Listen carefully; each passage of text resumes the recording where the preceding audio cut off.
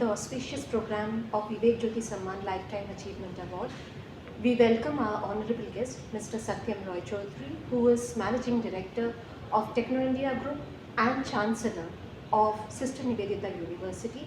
I would request our honorable Vice Chancellor, Sir, Professor Dr. Shubhrata Kumar De, to felicitate him with Vivek Jyoti Samman Lifetime Achievement Award. Sir.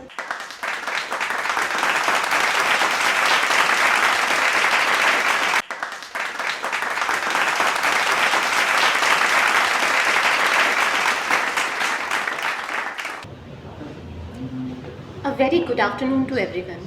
I am Natasha Chatterjee Verma, Assistant Professor, Department of English, Swami Vivekananda University, Kolkata. I welcome you all to this auspicious program of Vivek Jyoti Samman Lifetime Achievement Award, organized by the IIC cell, that is Institution Innovation Council cell of Swami Vivekananda University, Kolkata. Yes, today we have gathered here to honor a very renowned personality. He is an entrepreneur, philanthropist, writer, visionary. He is none other than Mr. Satyam Roychowdhury, who is Managing Director of Techno India Group, as well as he is the Honorable Chancellor of Sister Nivedita University. Sir, we are extremely privileged to have you here among us, and we will have a very short and interesting conversation with you. Sir, first of all, I want to know that how are you feeling? First of all, I'd like to thank you.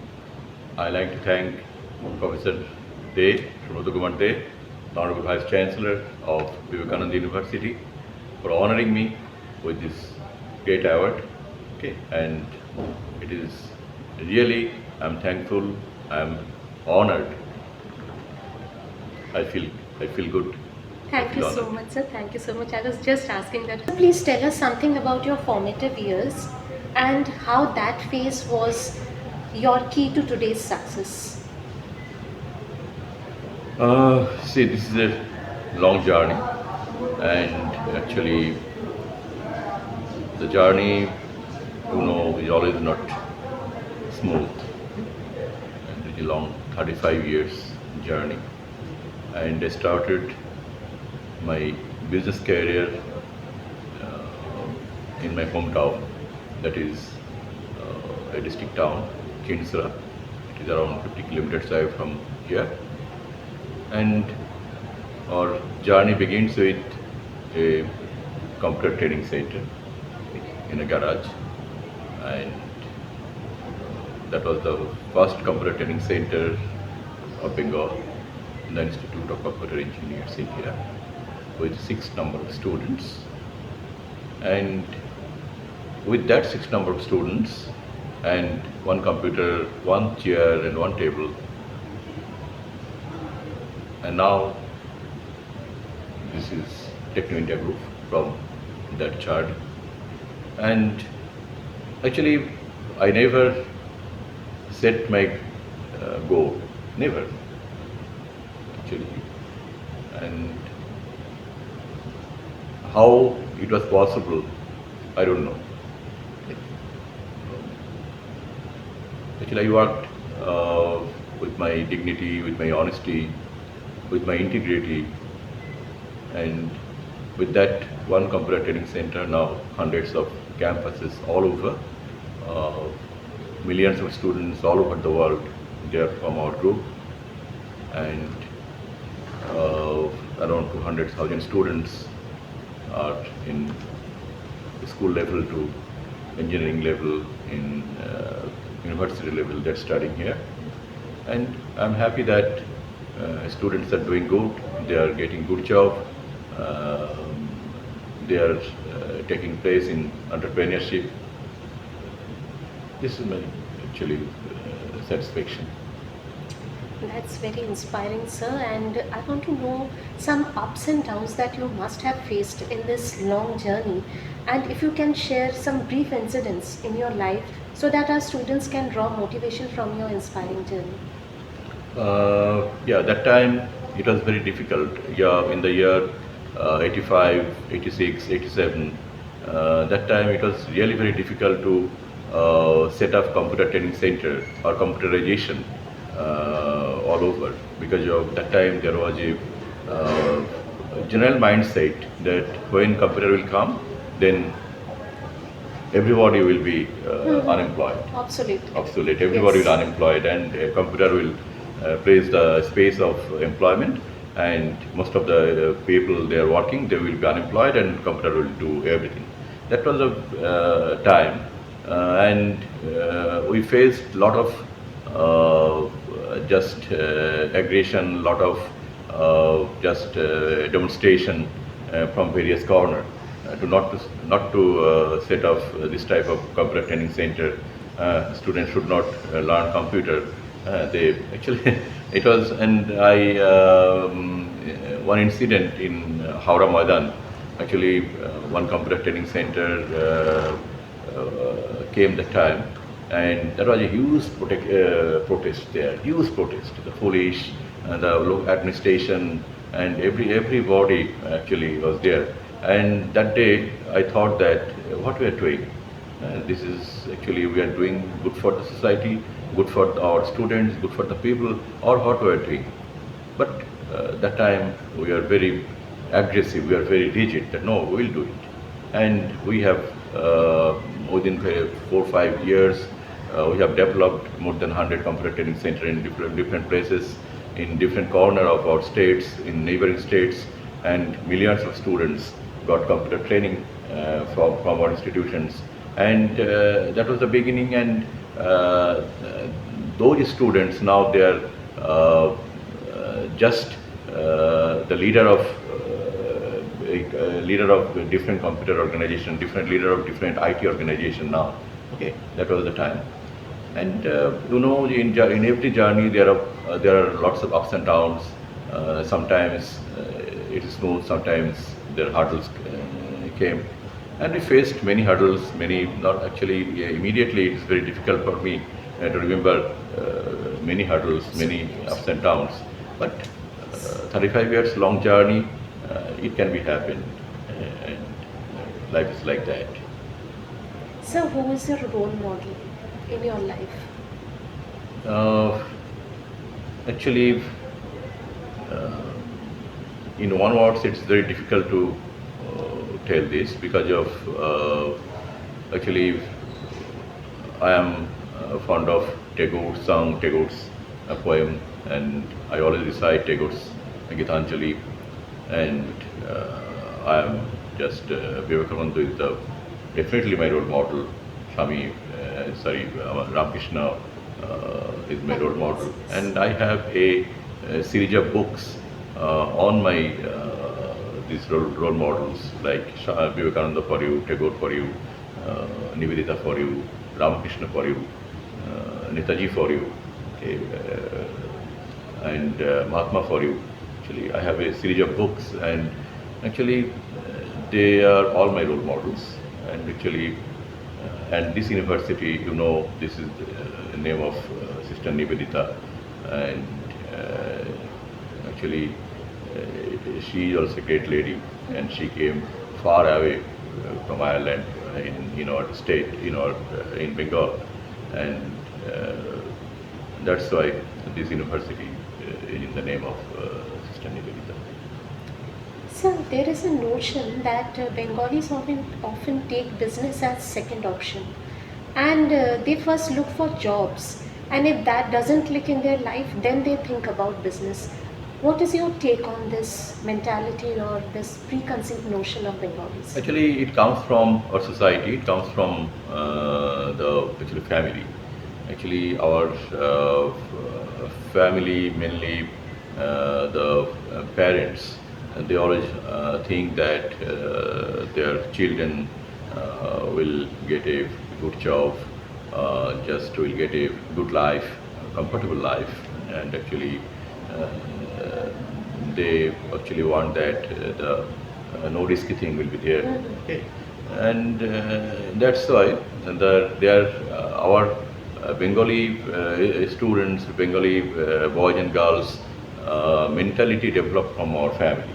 Okay, and that's why they also want a good job. Okay, most of the students, most of the boys and girls, they want a good job after completion of their program, and few of them they want to do something differently. Okay, and we have few good examples of the entrepreneurship of Bengali boys and girls, and nowadays they're doing very good. Okay. And actually the startup business they're doing in different fields like fashion, like IT, pharmaceuticals, and they are doing very good now. Okay, the young boys and girls, they are not changing their morality, they are changing their mind, and actually they are coming up in a different way. And mainly, actually, their this mental setup we must have to change, and actually parents must have to change their mental setup, and they must push up their children to do something new, do business, and that would be, and actually if it can be, and then our society can be developed, you know. And actually I am also counseling every time to our students to do things differently. Actually I am encouraging them to do business, I am encouraging them to be a good entrepreneur. I always do that, but it always not works. Sir, in your school life or in your college life, is there any particular incident that actually triggered in yourself that passion for entrepreneurship? Mm, actually, this actually suddenly came actually, and actually from a boyhood, when I was a boy of 13, 14 years. From that time, I thought that I must do something different from others, different from my other friends actually. And when I started the computer training that time, then I was a boy of age 19 years. Okay, that time it came, and one particular thing actually just immediately it's difficult to actually to say. Actually, there are a lot of things that actually came to me and to encourage me to just just push me to do business actually. But my family is very ordinary family. My father was a government servant, and actually nobody in our family was a businessman. Okay, nobody. And we are the first generation, first businessman. Me and my elder brother, the first generation, first businessman of our whole family. Okay. And all my just uncles, my brothers, they are doing actually they did jobs, okay, government, mainly government jobs, or different private jobs they did. But actually, uh, but that must be just when we uh, started, then we must actually we thought that we will do something new, okay, and that was me. Okay, sir. So please let us walk through your journey of Techno India Group, that how that initiated and how it progressed. Just I told you before that it was a long journey of 35 years. Yes, We sir. started it from our one computer training center in our hometown, Chancellor. That was the beginning. And within 10-15 years, the total computer numbers was more than 100 computer training more than 100 computer training centers all over and in our neighboring states. And when in the year 1998, our state government announced the privatization of engineering colleges in our state, and then we jumped to set up one engineering college, and that engineering college came Netaji Engineering College at Korea. And on that year, our then Chief Minister Jyoti Babu requested us to set up another engineering college at Asansol. Okay, then our second college came at Asansol. In next year, from Shiliguri, requested came to set up one engineering college there, and then Shiliguri Institute of Technology came. In that way, within a few years, a good number of engineering college came through our group. And actually that time the engineering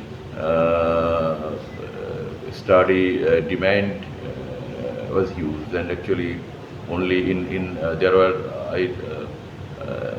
I think around 11, 12 government engineering college was there. Only 600 to 650 engineering seats was there, and actually at that time many private institutions came forward to set up engineering colleges, and through us there are number of engineering colleges, not only engineering colleges, number of different programs like biomedical engineering, biotechnology, food technology,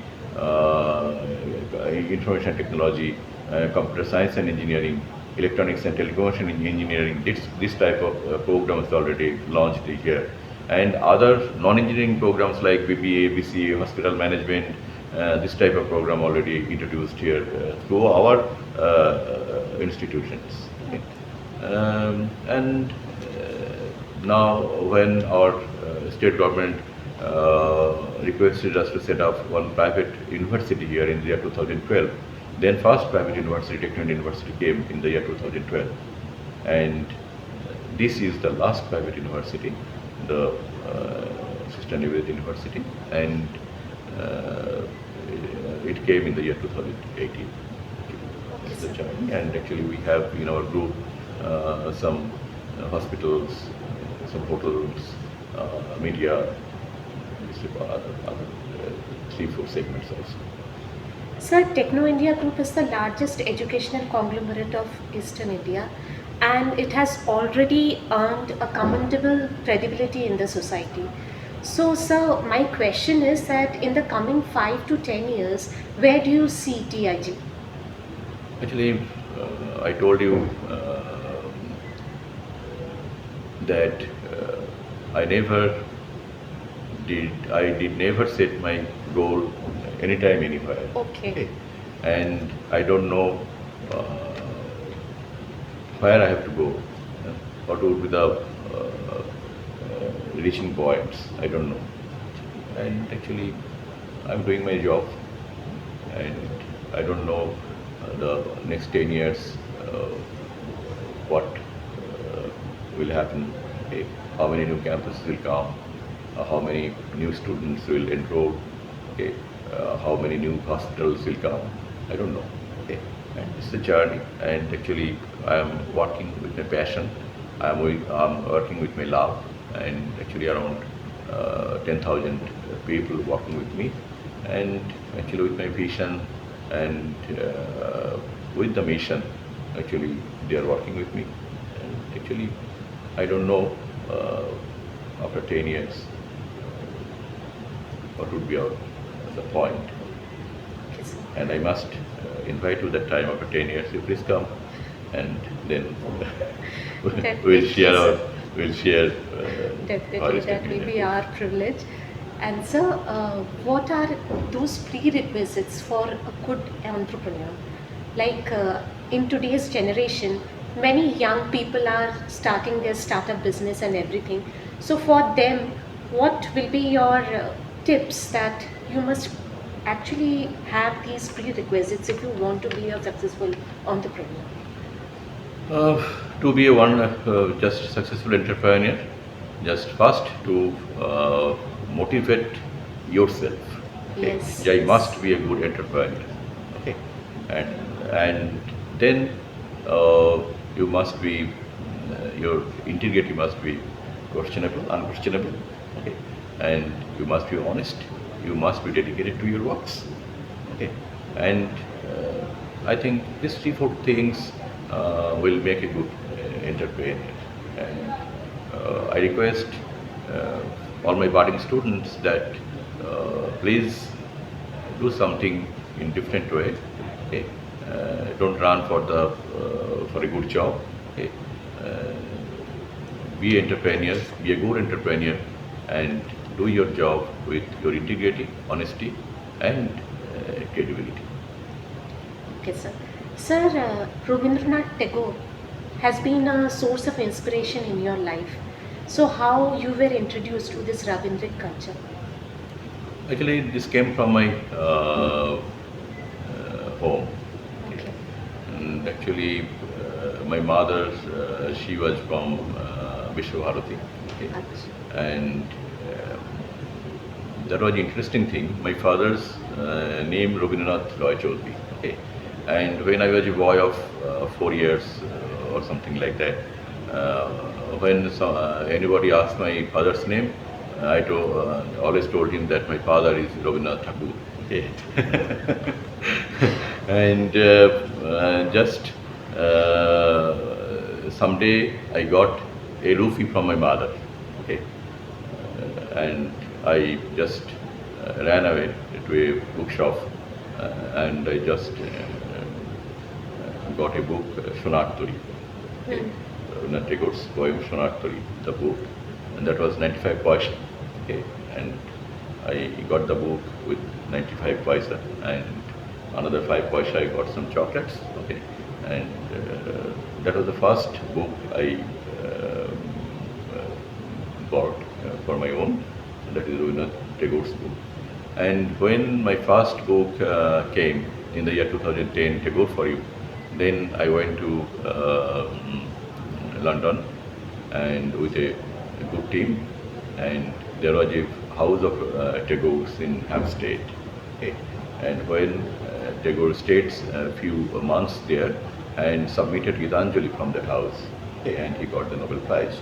And I just dedicated my books to Tagore, and I just kept that book in the door of that house, and we just recite song, and actually a few singer was with me.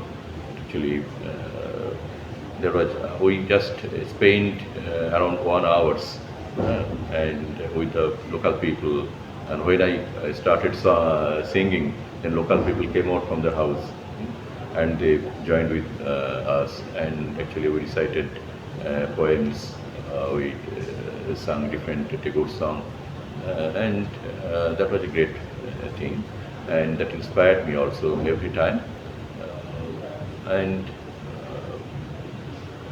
when in any situation, actually, I take shelter to Tagore. In his poem, in his song, I always take shelter to him. Okay, sir. Sir, how we can bridge the gap between industry and academia so that the students can be made more employable? Actually, now every institution is doing that, and they are actually bridging industry and institutions. And actually, we are always doing for a few years back the industry institute collaboration, and actually, and that's why in campuses the different organizations are coming to for their campuses. Actually, they're taking students from different campuses, and actually the process is not so difficult. Okay, the course curriculum must be developed that way that the integration automatically come through. No, Yes. and actually, and it is needed in this the fast world, because of students must in this actually after COVID period the situation is totally changed, Yes. and everything is in digital. We are in online mode. So on that last 2 years, students they miss their campus life, they missed their friends, they missed their teachers, and actually that was really difficult situation, difficult times, and we just passed till 2 years difficult time at that time. But it after COVID, but in between that time, actually the digitization actually it was jumped around 10 years ahead actually. Okay. Yes. And everything in digital mode, and every now though hybrid mode, but students they are coming campuses, they're enjoying campus life, and simultaneously they are in online mode also. And I think the syllabus and other things must be formed in that way, that this integration between industry and institute actually go in live way actually. I think, and it will help the students to getting jobs, to make them entrepreneurship and to new businesses. They will help from the university and academic syllabus. Thank you so much, sir. And sir, apart from this professional life, what are the other things that actually excite you? What are the other hobbies that you pursue or any other passion in your I life? love to travel. Okay, I love to Okay. travel. I love to write. I love to read. Okay, sir. I think So, lastly, what is your message for our students? And while delivering this message, if you can please take the name of our university, that is Swami Vivekananda University. first of all, I like to thank Professor Nandan Gupta and Professor Shubhrata Kumar De, Honorable Vice Chancellor of Swami Vivekananda University. And I heard that this is a nice university, the nice campus, and my message to the students that please enjoy your campus life. And after COVID period, definitely you are coming to campus and enjoying your life. You are enjoying your studying. We are enjoying your with your teachers, with your friends, and actually this university, I hope within very short period of time, this university will come up in a bigger way, and this would be the one of the best university of our state, of our country. And I'm thankful to entire faculties, entire staffs, and all members, students of Swami Vivekananda University for just giving me this great honor. And I'm humble. I'm very thankful that just they're honoring me with this great award. Thank you so much, sir. It is our privilege. And I thank you, sir, for honoring this event and giving us your valuable time and sharing with us your thoughts and vision. With this is Natasha signing off. Thank you, everyone.